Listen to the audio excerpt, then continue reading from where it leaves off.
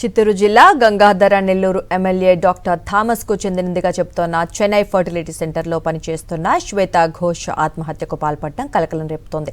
చెన్నైలో ఎన్నో ప్రముఖ ఆసుపత్రులు ఉండగా శ్వేతను తిరుపతికి ఎందుకు తీసుకొచ్చారు? అసలు ఫెర్టిలిటీ సెంటర్లో ఏం జరిగింది?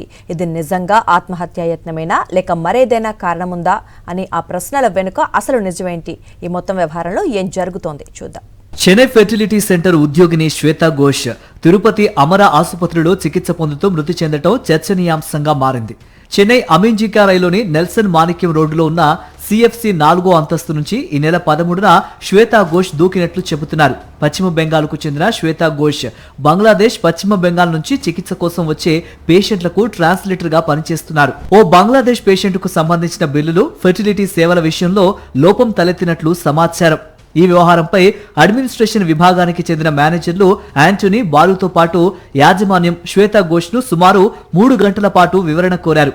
దీంతో మానసిక ఒత్తిడికి గురైన శ్వేత అవమాన భారంతో 4వ అంతస్తు నుంచి దూకి ఆత్మహత్య యత్నం చేసినట్లు ఆసుపత్రి సిబ్బంది చెబుతున్నారు.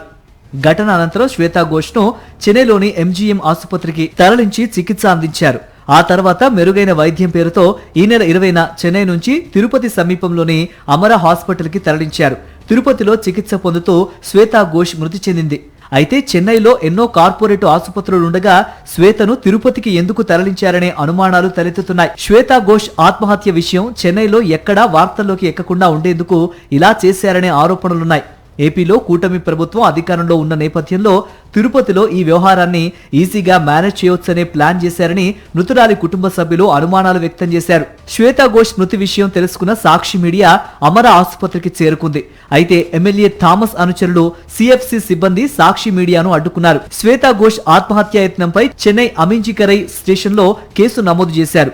ఆసుపత్రి సిబ్బందిని విచారించిన పోలీసులు సీసీ ఫుటేజ్, ఇతర రికార్డులను సేకరించారు. శ్వేతను 3 గంటల పాటు మేనేజ్మెంట్ ప్రశ్నించిన వ్యవహారంపైన దర్యాప్తు చేస్తున్నారు. పోలీసు దర్యాప్తు తర్వాతే శ్వేత విషయంలో ఏం జరిగిందనేది తెలిసే అవకాశం ఉంది. రేణిగుంట పోలీసులకు సమాచారం ఇచ్చిన తమిళనాడు పోలీసులు శ్వేతా ఘోష్ మృతదేహానికి పోస్టుమార్టం నిర్వహించాలని కోరారు. దీంతో తిరుపతిలోని రుయా ఆసుపత్రికి ఆమె మృతదేహాన్ని తరలించారు.